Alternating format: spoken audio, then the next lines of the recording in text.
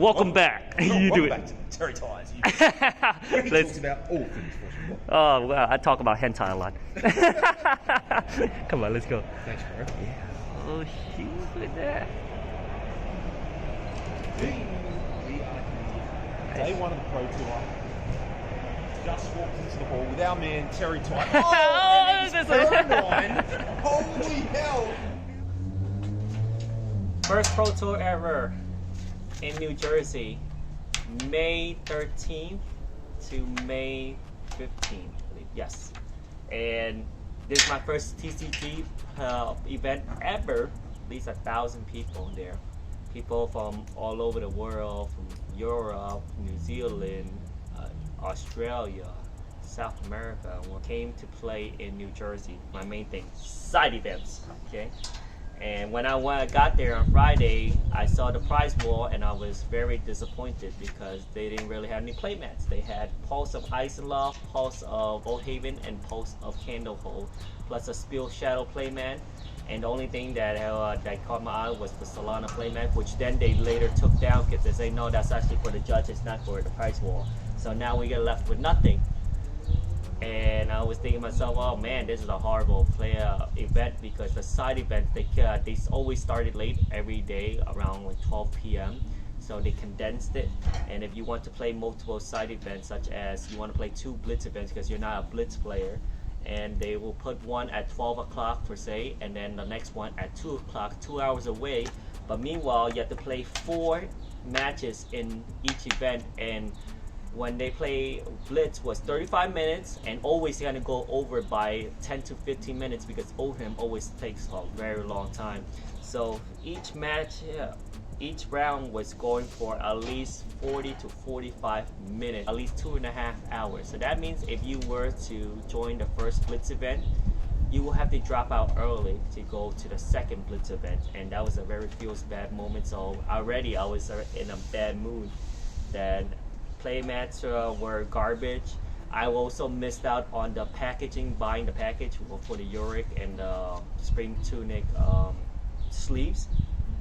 And plus the vouchers. The vouchers save you a lot of money because each event, if you were to buy it individually, it costs you around $20 to $30. If you want the daily double, which the events that give you double the tickets, that costs $55. So if I buy one and a daily double, that's almost $80 to $90. The package is $100, so I definitely lost out on that. Okay, so I was coming on Saturday. I was thinking to myself, oh man, probably I'm just gonna finish off Saturday. I'm not gonna come back on Sunday. Actually, I will come back on Sunday for the Battle Hardened, but I wasn't really having that much fun. Fast forward to Saturday. Saturday they pulled out the real actual playmat. I don't know. I think because they want people, they know the majority of the population is going to come on Saturday, so they don't want the people that come on Friday to get a head start on the grinding. So they had the actual playmat, which is the Timekeeper's Whim, the Frostbite Token, the Rarity Roll, the Blood on Our Hands, and whatnot. And the one that I really wanted and I had my eyes on was the Shock Charmers. So I was really demoralized because by the end of Friday, the total ticket amount that I got was 30. I needed 1,500 to get the Shock Charmer playmat. No way I was getting this by myself. You have to win. The most you win on a regular side event was 250 tickets, and you have to win all four. And then if you're daily double, it'd be 500. I was winning one. Every single match, the daily double, 1. The regular side event, 1. So I think to myself, man, this is gonna be impossible. Luckily, my brother and his friends his friends decided to help me out. They knew I really wanted that playmat, so they pooled all their resources and all their efforts to get me that playmat. Spoiler alert, we did get it by Sunday morning, and that was a great feeling. So we're 5 guys combined to get a playmat, and I'm forever thankful for them for that. So I got also a lot of playmats from Federico Musetti, which is one of the artists in Flesh and Blood. He made Mango, he made Ursa, Chain, Lexi, and my favorite Fable, the Great Library Solana. So I bought the metal Library Solana piece, which cost me a pretty penny, and I loved it so much that I then came back to buy the canvas one, along with the pulverized playmat. I came back, I think on Saturday or Sunday. I think one of those days, I think it was Sunday. I came back, no, Saturday, and I got my Ursa and my Mango signed by him.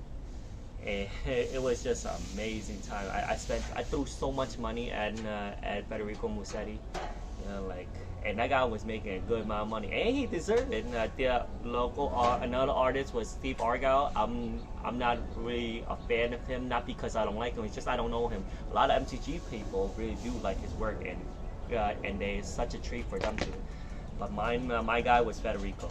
Okay, so I bought a good amount of playmats. The pulverized playmat were being gobbled up. People were buying them like crazy. Some guy, my friend Phil, told me some guy wanted to buy all his pulverized playmat. Pretty sure just to flip. He's probably wanted to capitalize on it. He wanted to buy all the playmats, and my friend Phil told him, hey, you got to limit on the plan buying the playmat, because sure enough, if you look on Discord, people were selling them for $500.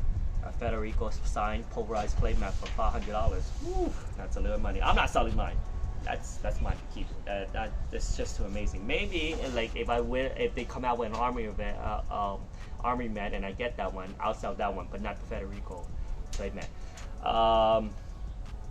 So I got a lot of things, a lot of playmats.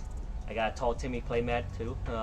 He gave me one. I should have got mine signed by him. I totally regret it. I don't know when's the next time I'm gonna see him ever again. Okay. Saw James White, took a bunch of pictures with James White and Alan Hale. Alan Hale was, I think, one of the unsung heroes. A lot of people signed up, waited online for James White, but also overlooked Alan. I'm not taking any credit away from James White. He did create an amazing game and created an amazing team. But Alan was somebody that nobody really knows, but he's the one that I'm pretty sure was behind the scene organizing this whole event, made it super successful. Okay, I saw a lot of people, YouTubers, Discord friends, YouTubers. Let's talk about the YouTubers first. I got Timmy from Tall Timmy. His name Pauza. Okay, Rudy, pretty tall guy, and Tall Timmy is even taller than him. Then Dan and Edwin from Open Boosters and Unhinged Magi. Fluke, John from Fluke and Box, DM Armada, Red Zone Row, Artbound Geek. I don't know Artbound Geek's real name, but he's a very cool guy. Okay. And then the community where I saw the Discord community, I saw friends that I never met in real life, but we play and talk a lot on Discord. And one of the guy his name is Billy. I play with Billy all the time online. He's such a cool guy and very humble and generous. We were talking, Steve Argyle, we're at the Steve Argyle booth, and Steve Argyle wasn't there, so we're just looking at playmats and we're just chatting and talking, and then he recognized my voice. He's like, "Wait, what's your name?" I was, "I'm Terry." I was, "Oh shoot, I'm Billy," and we didn't know that we were talking to each other this whole entire time until we actually hear each other's name, and that was actually one of the surreal moments, and that happens a lot throughout the whole weekend. I didn't know it was somebody that I played with. And then I also saw Sean from Cardboard Dreams. I remember when he first started playing FAB in the very beginning.